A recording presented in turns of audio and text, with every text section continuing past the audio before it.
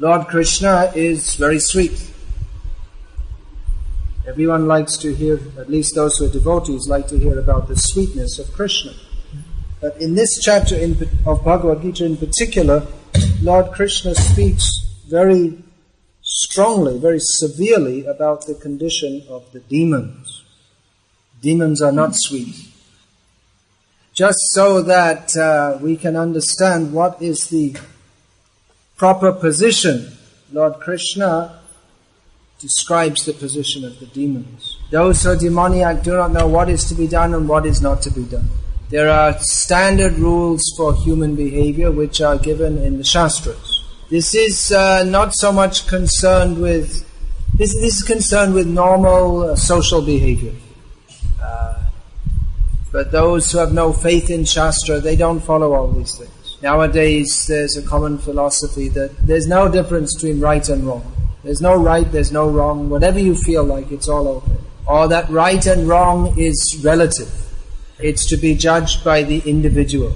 If you think something is right, it's right for you. This is a demoniac way of thinking. Or there is, in economics, there's this, not this idea, what is good is that which is good for the greatest benefit of human society. So if we take, that sounds like a good philosophy, doesn't it? Isn't that a good idea? What is the definition of good? That which is best for human society.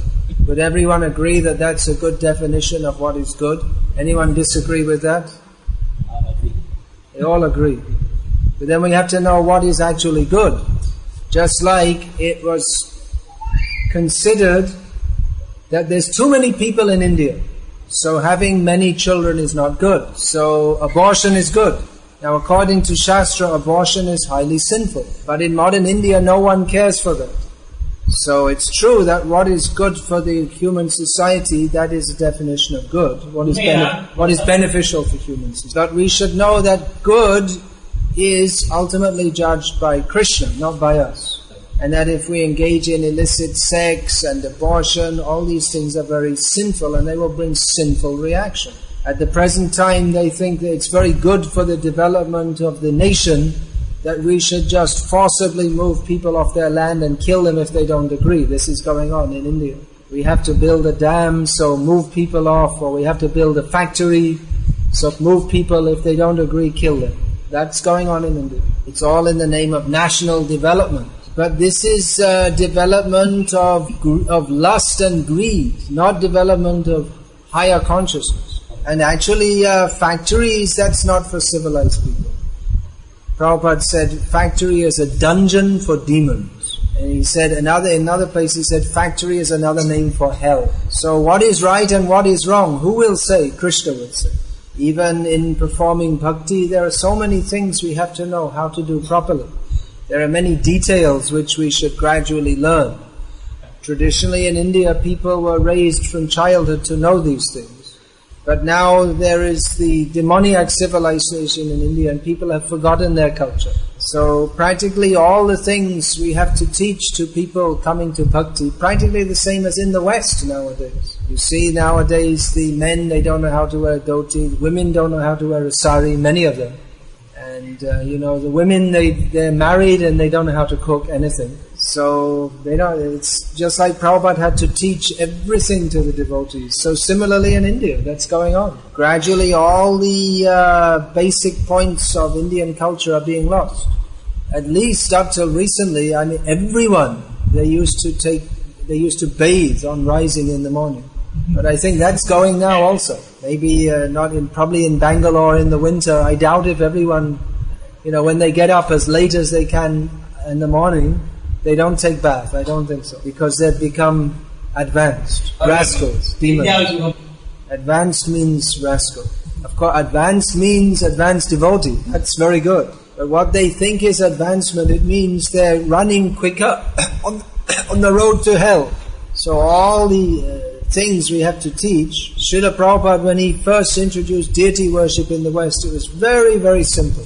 There was no dressing of deities. There's not even any fixed pujari. Just they would, during the kirtan, they would pass a plate around with a lamp on it, and they would individually, each devotee would pass it around. In North India many people do arati like that, they just pass it around.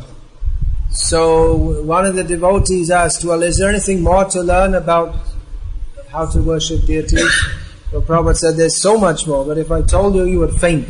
So gradually he introduced all these things, and he was constantly trying to teach his disciple. Although sometimes he used to quote a Bengali saying, Koila dhuleo moila jabena, that even if you wash coal, it won't get clean.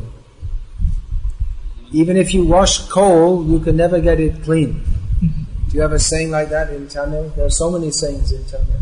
Anything like that? I saw a book once, a big book, so many Tamil sayings from this. So there are many things to be learned in devotional service also. So gradually devotees have to learn all these things. One problem is that sometimes people, they start to do things and then everyone thinks it's right, actually it's wrong, and then they all do it and it becomes a wrong parampara. Just like Bhaktisiddhanta Saraswati Thakur told the story of the cat at the wedding. That they'd arranged the wedding, everything for the yajna, everything was arranged by the girl's mother. And then the mother saw that toward the yajna kund that was arranged, one cat was walking there. So she told the servant that, put that cat under a basket so it doesn't cause any disturbance. So they were all very busy and they forgot about the cat, and the cat remained there throughout the whole wedding. So some years later, the girl who was married on that day was arranging the wedding of her daughter. Some years later, the girl who was getting married on that day was arranging the wedding of her own daughter. So she arranged all the yajna kund, everything, and she said, bring one cat and put it under a basket. It has to be 10 paces away from the yajna kund in the southwest corner. And people asked, why? He said, it's our family tradition. My mother did this, and I suppose that all our forefathers did this. So it became a parampara of foolishness. So it's good to know what is the right thing to do and not the right thing to do. Therefore, apart from the books of philosophy, we also have practical guidebooks. Most of the books we have, they describe what we should do. Basically what we should do, we should serve Krishna.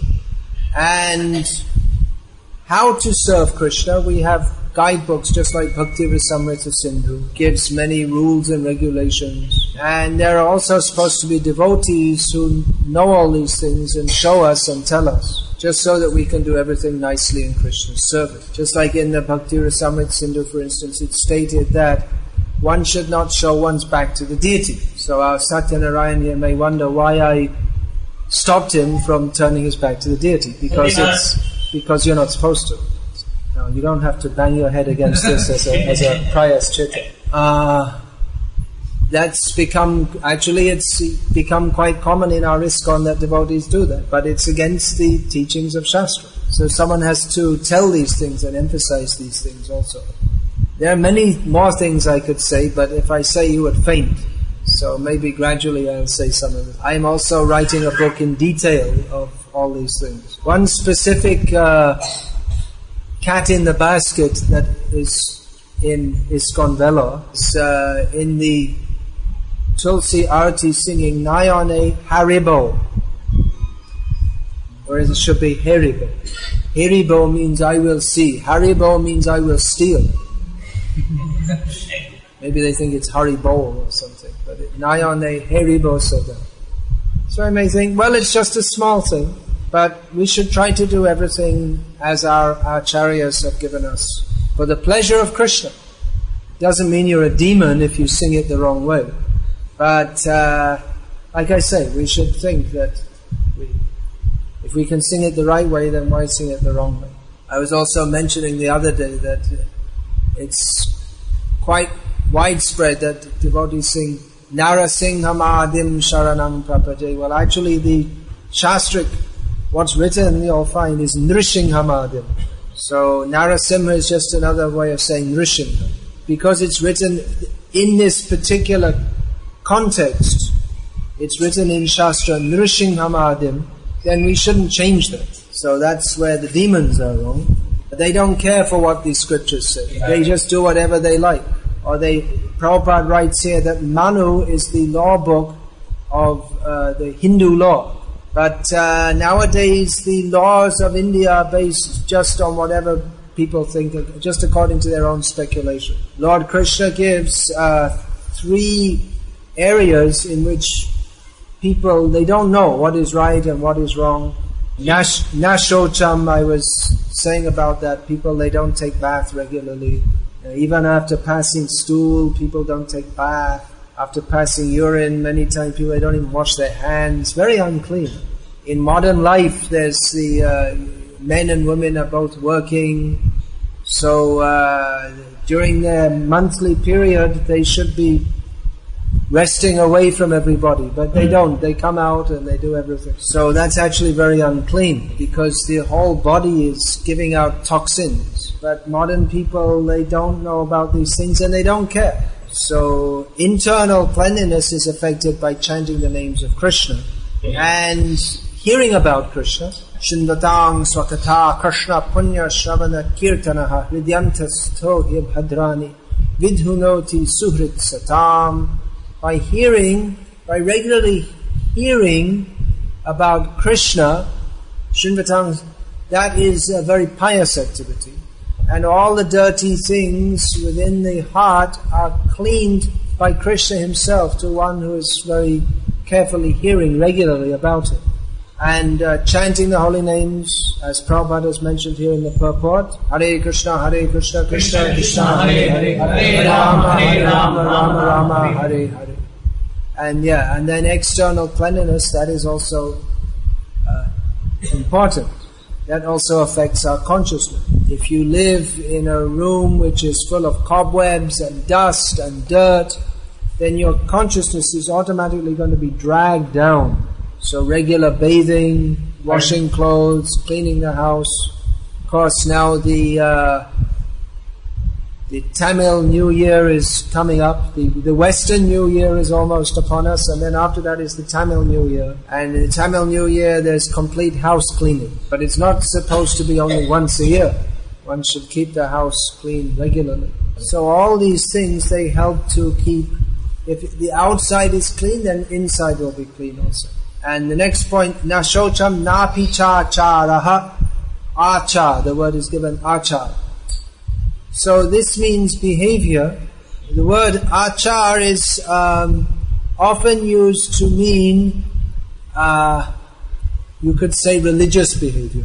It means performing what we would call religious activity. Just like it used to be a normal thing that pretty much every Hindu would rise early in the morning and bathe, take bath, and then they would do puja or go to a temple and see the arati or do japa or dhyanam or study shastra or some activity like it. Gradually came down to just quickly waving some agarbatti at some pictures, and now many people don't even do that. It's the acharam is or Shastra Adhyayanam is placed by reading the Kali Yuga Purana. In other words, the newspaper.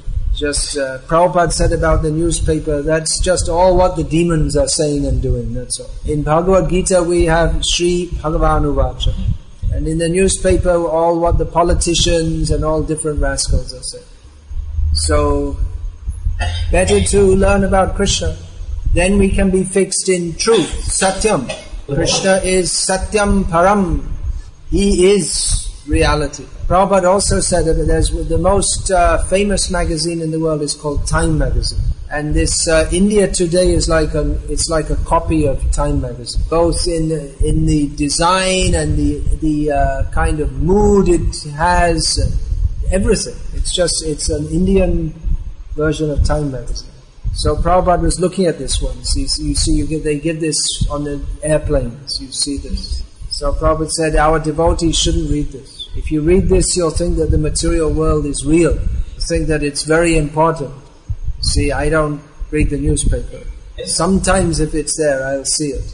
But I don't have, none of our devotees, we have that habit. But we get to hear about all the important news of the world anyway.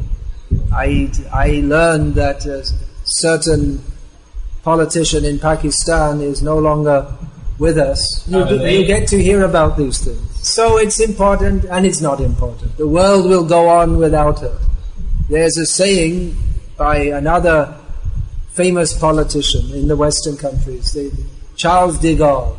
You heard his name? He was one of the famous figures in the Second World War. The most famous or the most prominent French politician in the 20th century. See, and it's very important to France, but in Tamil Nadu no one knows, no one cares. Maybe in Pondicherry they know. So he said that the graveyards are full of indispensable men. The graveyards are full of indispensable men. Graveyards, they're full of indispensable men. Indispensable, I don't know how you say in Tamil. Or, we can't live, the world can't go on without them. They're so important. But the graveyards are full of them. In school, in history class, we learned one of the prime ministers of England, of Britain, he died saying, "My country, how I leave my country." He was thinking, without me, how will my country go on? But it went on. So the person we really need to know about is Krishna. So many big heroes come and go. There are so many great sports heroes, and now they're forgotten.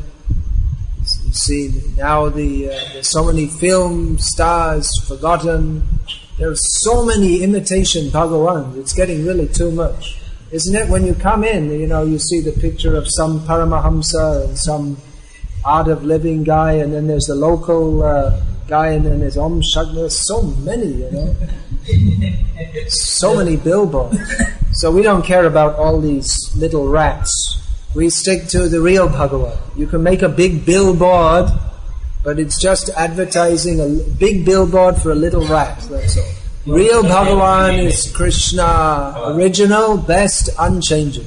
And all these little rats will make some noise for a little time, and then actually they'll take bodies as rats. That's not my blessing or curse, it's just the laws of nature work like that. So, but the people who are demoniac, they're not interested in the truth. Why are so many people attracted to these little rats? Because they're not interested in the truth. It's this God business, it's actually like a business nowadays. I mean, this art of living fellow, he's worked out the art of how he lives very richly because he charges so much money if you don't have anything to do with it. And this new so-called Paramahamsa, no one cared about him, and just by advertisement he's become a big little rat. So just if you advertise and people think, oh, very important. They're not interested in what is reality, what is truth. So we're distributing these books so that people can have a clear idea what is reality. Long ago there was Krishna. Koto Chaturanana. What is that? This Vidyapati, he says. Koto Chaturanana Mari Jautu. That so many Brahmas have come and gone. Brahma, his life, we can hardly imagine how long it is. So many have come and gone. Krishna is always there. He is Anadi, there is no origin of him. So to deny Krishna or forget Krishna or to be attracted to anything else but Krishna is a symptom of the demoniac nature. I was just reading today, Prabhupada was saying that in this material world pretty much everyone is demoniac. Either 50% or 70%, but everyone partakes of the demoniac nature. If we say someone is very pious, maybe it means he's only 20% demoniac. But actual piety means to surrender to Krishna. But Prabhupada was saying about the demons, they won't surrender. They don't mind, okay, I'll go to hell, but I won't surrender to Krishna. They've taken a very serious vow never to surrender to Krishna. Vatena Krishna paratasvato vamito vibhadyeta grihavratanam adanta gobhir vishatang tamisram punah punas charvita charvananam.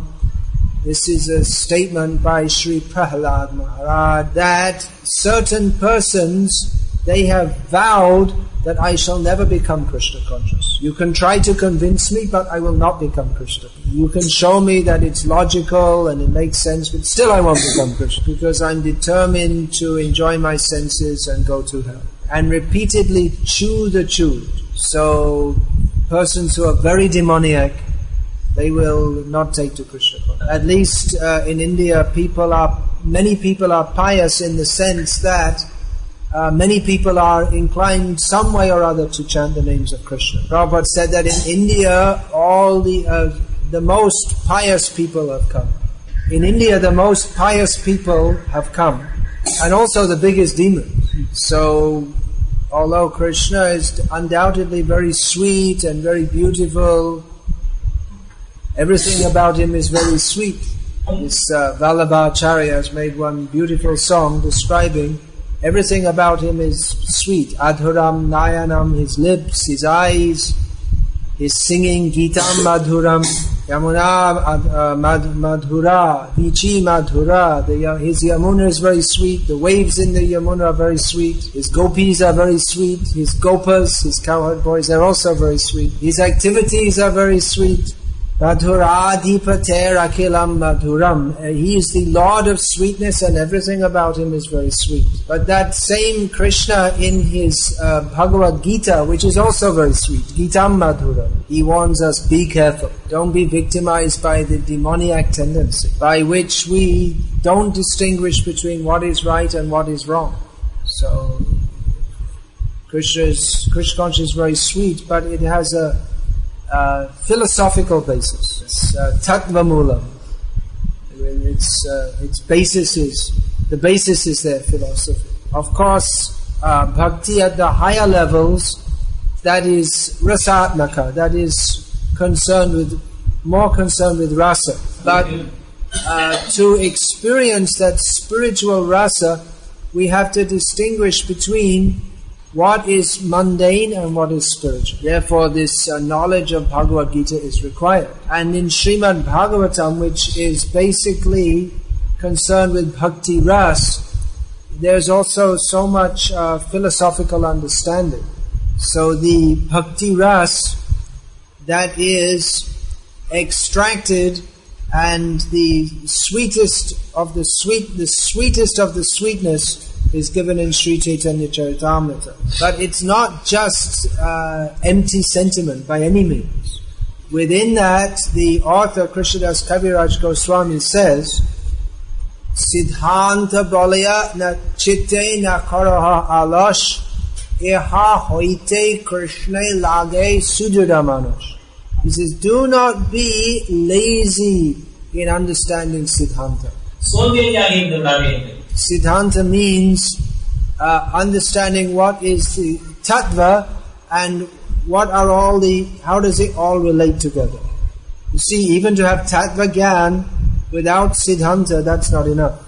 Just like the Mayavadis and the Vaishnavas, they both agree that there is Brahman and there is Maya. But the Mayavadis say that Brahman, that is with arupam, nirgunam, there's no form, no qualities, and of course that's based on Shastric statement. But they don't know how to properly harmonize all the Shastric statements. Shastra also states, Rasovai Saha, the absolute truth is full of rasa, or actually is rasa.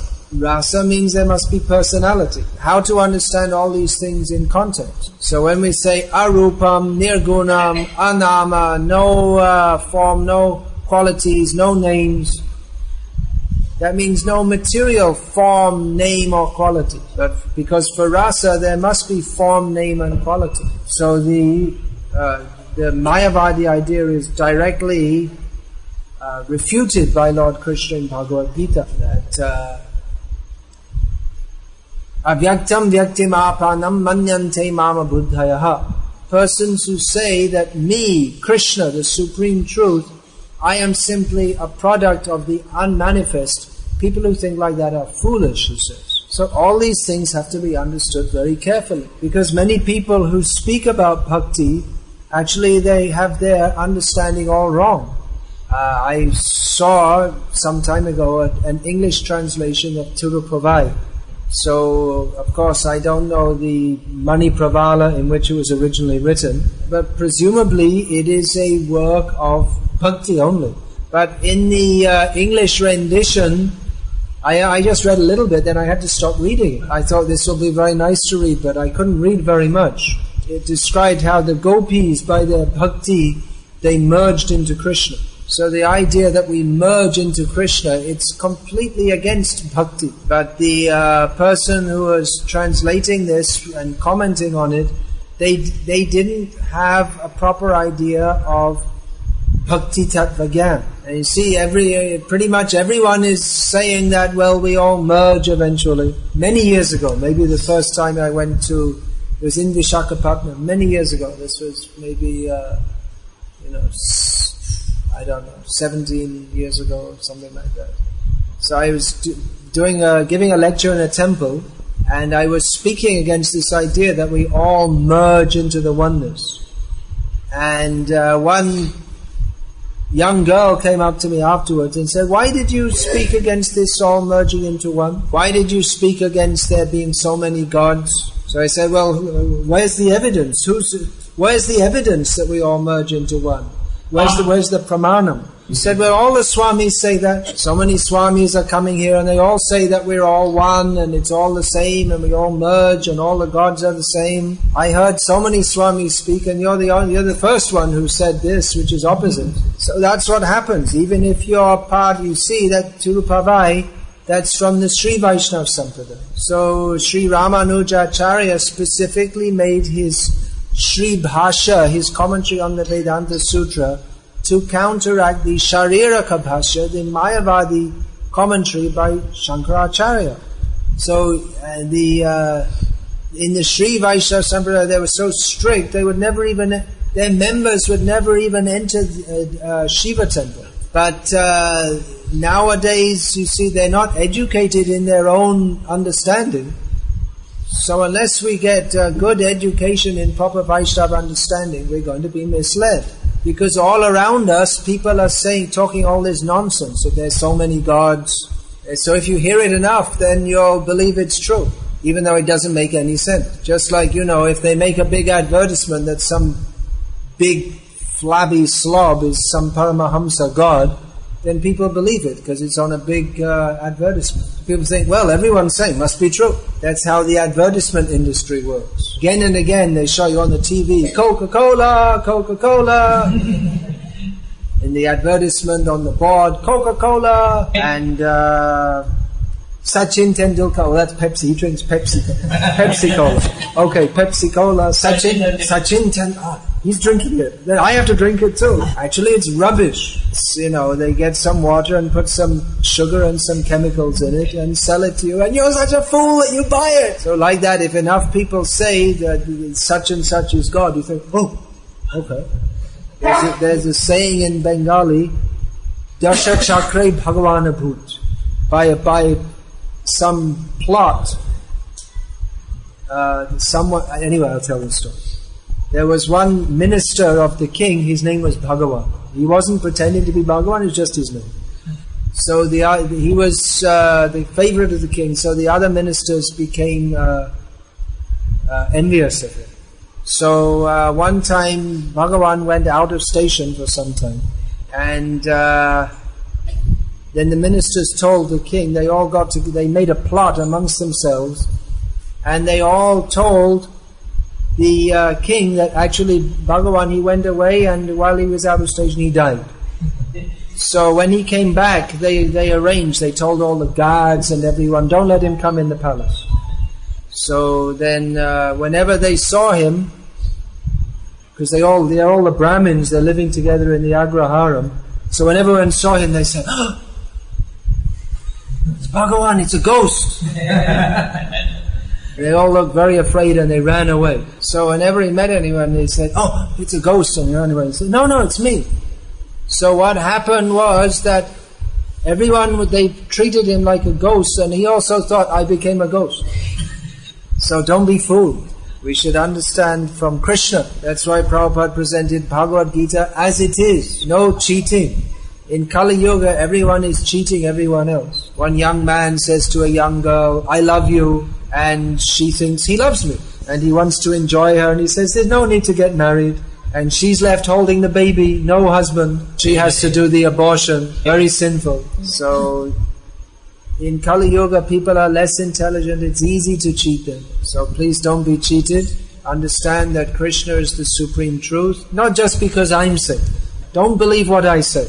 I'm also just another rascal. But I'm not a rascal in as much as I follow what is in Shastra and what's given by the Acharya. In other words, don't believe me just because I say it. But I'm saying you should believe me because I say what all the Acharyas and what the Shastra say. Therefore you should believe me. And if I say anything else, don't believe me. Hare Krishna. Any question about this? How do we counteract the little rat? Distribute Prabhupada's books. Say it in my first time. People who are sincere will appreciate what is reality and what is not. In America, when Prabhupada was there was one young boy who was pretending to be Krishna. He'd come from India, and he got many followers. And he said his mother was Durga. Got a little mixed up there because Krishna's mother is not Durga. And after some time, he married his American secretary. And his mother was very upset because they're from a Brahmin family. She didn't want him to marry some lecture girl. So then he removed her from the position of Durga. Said, you're not Durga anymore.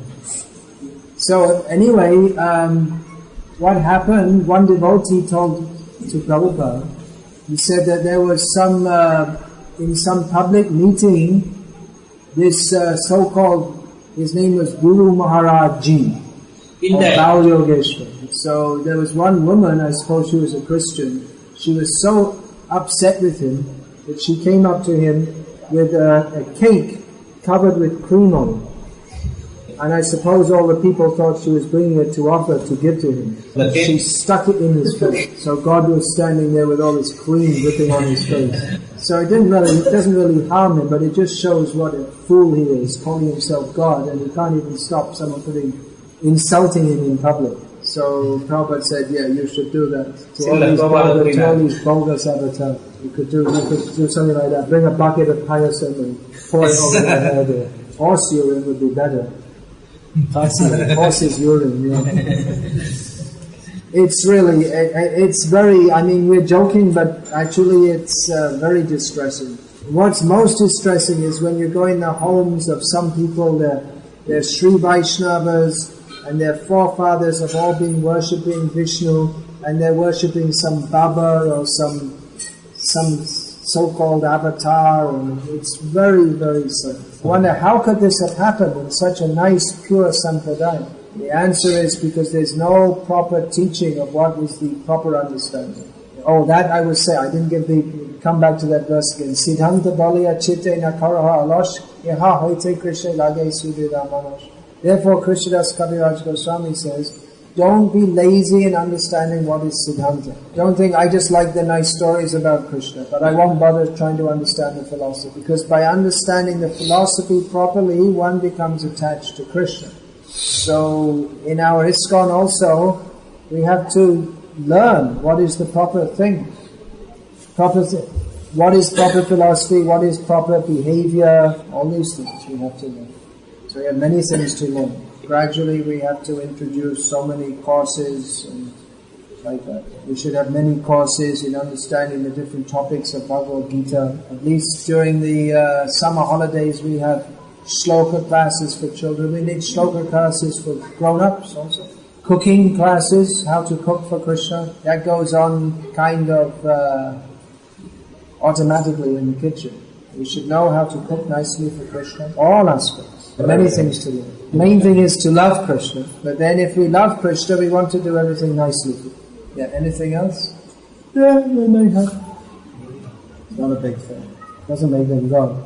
Maybe due to something from previous life, they may have some little powers or something like that. Well, in Christianity, there have been people who claim to be Jesus. And there are people who claim to be, they have some special vision or knowledge or something like that. One major offshoot of Christianity is the Mormon Church, in which someone called Joseph Smith, he had some realization that actually Jesus was an American. He came to America and the Americans are the chosen people and all this stuff. It's really cuckoo, as we say. I mean, cuckoo, it means really stupid. You know, it's like someone who gets drunk or something and they talk all funny things. But it's become, very big religion. Actually, I mean, even Christianity itself, they say Jesus is God and He died for 3 days. And God died for 3 days. And there are all different offshoots of Islam. I mean, Islam itself is divided into Shia and Sunni, and then there's Aga Khanis and Boras and Ahmadiyya and so many different groups. But in Hinduism, the people come up and call themselves God. Well, this stems from Shankaracharya's Mayavad, in which he takes the most important statement in Shastra to be Tat Tvamasi and interprets it to mean that you are the Supreme. So that has caused chaos in the proper understanding. And they fail to differentiate between the Angsha. The Lord Krishna says in Bhagavad Gita, Namai Vangsho Jiva Loke Jiva Bhuta Sanatana. They fail to differentiate between the Angsha of Brahma and the Purna Brahma, the full, complete, absolute truth. That's really the answer. The Mayavad is very serious damage. Generally we call, just like you were saying, as you were coming along, you turned out this Paramahamsa, Mayavadi. But they're not really anything Vadi. They're Avsarvadi, you'd say in Hindu. They're just opportunists. I mean, the Mayavadis, at least, they have some kind of philosophy, even though it's all rubbish. But these modern so-called, they don't teach any philosophy. It's just you feel. It's all based on what's called hype. It means advertisement. I know, I could be a pretty good god, probably. Why should all the Bhagavans be Indian? How about a Western god? I could have someone invest a few crores of rupees and we could go into business together. Someone promotes me and then they call me God and we split the profits. Probably someone will do it. Actually already someone is doing it. A few months ago, someone sent me a report from an English newspaper that an unemployed Englishman had become a Hindu goddess. That he was just unemployed and somehow he couldn't do any job. He's completely useless. And he came to India. And somehow or other, someone thought I don't know, he was in Gujarat somewhere, in Saurashtra, where the people are, you could say, very pious and religious. But they must be pretty stupid also. No, he's from Saurashtra. He's more intelligent because he's reading Prabhupada's books. So anyway, this man, he became identified as he's non-different from the goddess in one temple. So he's dressed in a sari and all the people are coming and praying to him. So it's better than being unemployed in England. He said, I'm very happy, everyone treats me very nice, I get good food, don't have to do any work, I think I'll stay here for the rest of my life. So there you go. If you don't have a job, you can't. You can become God instead. There's only one problem. Is that you become a rat in your next life. Many lives. And you don't get love of Krishna. So better, don't be a fool, don't be a rascal, chant Hare Krishna. And read Bhagavad Gita as it is. And turn your cell phone off when you come to the temple. You should start a system. 50 rupees fine.